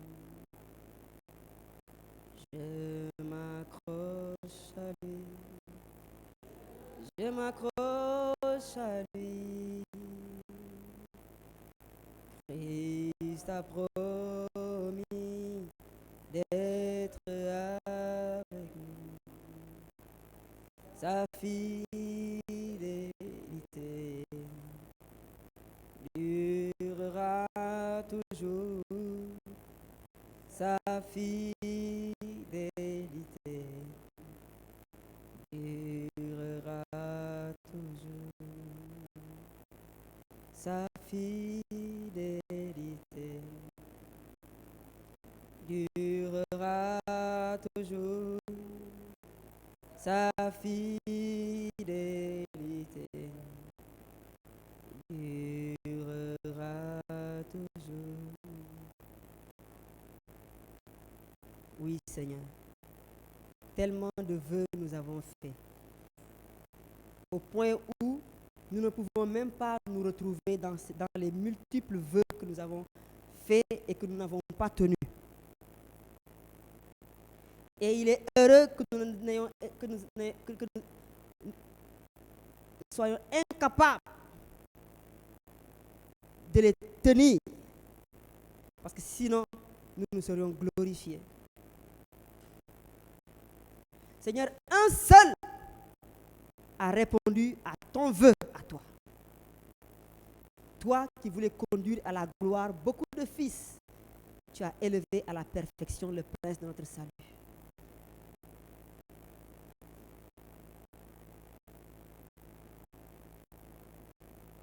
Seigneur, détourne nos regards de nos pierres. Détourne nos regards de notre religiosité. Détourne nos regards de nos œuvres, de nos activités que nous multiplions et que nous mettons au-dessus de l'œuvre de Christ. Seigneur, le lieu du salut, c'est la croix de Golgotha. Le lieu du salut, le pays où tu veux nous faire résider, c'est là où Christ se révèle. Là où Christ te révèle. Seigneur, autant que nous sommes, nous voulons nous réveiller de notre sommeil pour nous rendre compte que tu es avec nous. Pour nous rendre compte que pendant toutes ces années, c'est toi qui nous as gardés. Donne-nous de réaliser que tu ne nous as jamais abandonnés.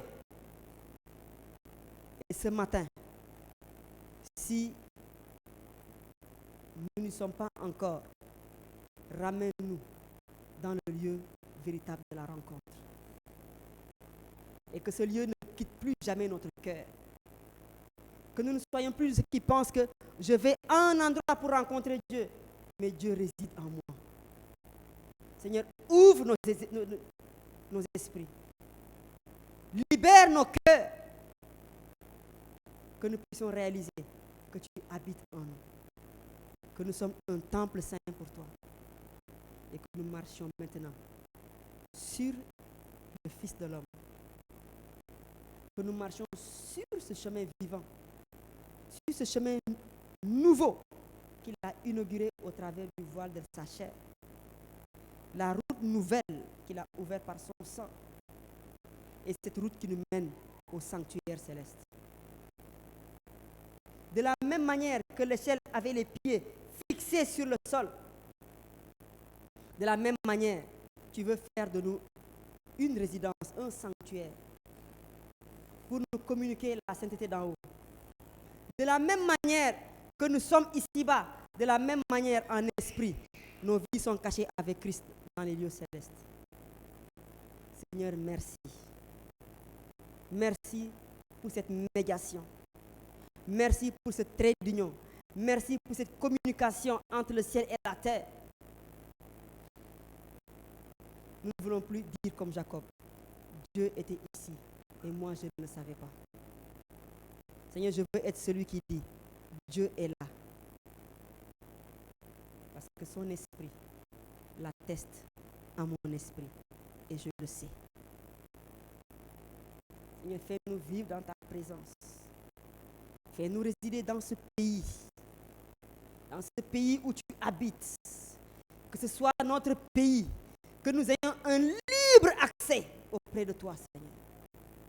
De la même manière que tu aies un libre accès dans nos cœurs. Démolis, Seigneur, tout ce qui te ferme le passage. Démolis tout ce que nous avons bâti pour t'enfermer dedans. De la même manière que Dieu fait de nous des enfants de Dieu, des fils de Dieu libres. Il dit la liberté de la gloire des fils de Dieu. Et nous voulons faire un Dieu qui n'est pas libre. Un Dieu qu'on enferme dans un caillou, dans un bâtiment, dans le nom d'une mission.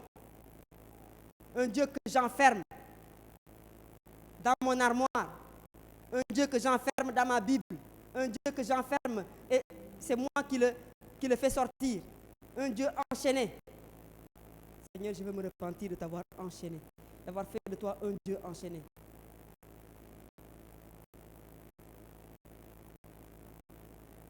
Seigneur, ce matin, que ce soit le moment de la repentance. Parce que parfois, la plus grande délivrance doit être opérée, être délivrée de nous-mêmes.